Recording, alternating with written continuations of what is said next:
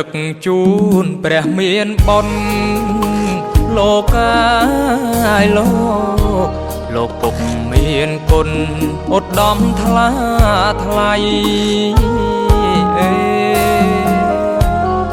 ពុកគឺជាព្រះក្នុងផ្ទះរាល់ថ្ងៃថែបុត្រប្រុសស្រីអត់បីទុំណែរបស់ក្នុងលោកមិនអាចដូរទេលោកកាយលោកទឹកចិត្តពុកម៉ែធំជាងគិងរី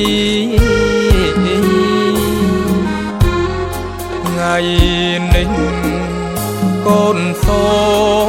មក្រាបដល់ធរណីងូតទឹកជូនពុកសុគុណភវីរីលើកហាត់ប្រណំបងគុំវន្ទីសូមអត់ទងសាដែលកូនធ្លាប់ឆ្កងព្រោះ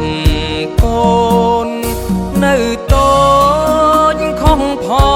ងត្រូវផងពុកតែងរ៉ាប់រងអប់រំប្រដៅទុះយើងក្រទ្របតែសច្ចៈនៅលោកកា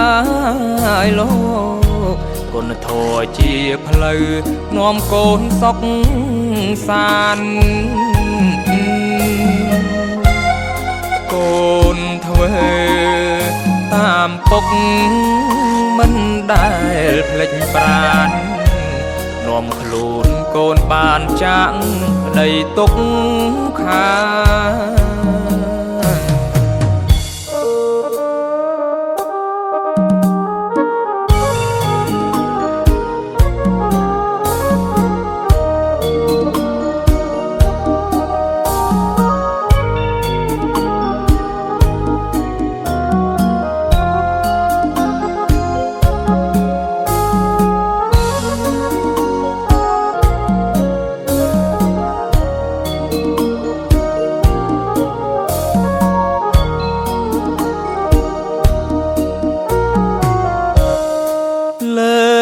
ហាត់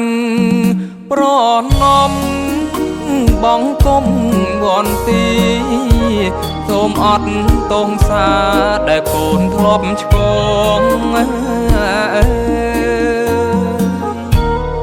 ព្រោះ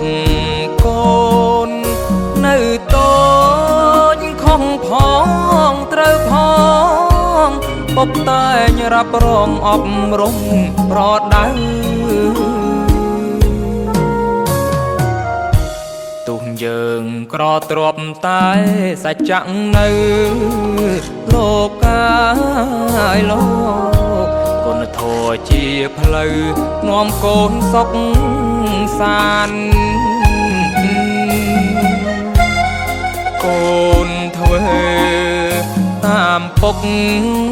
មិនដែលភ្លេចប្រាណនាំខ្លួនកូនបានចាក់ដីទុកខា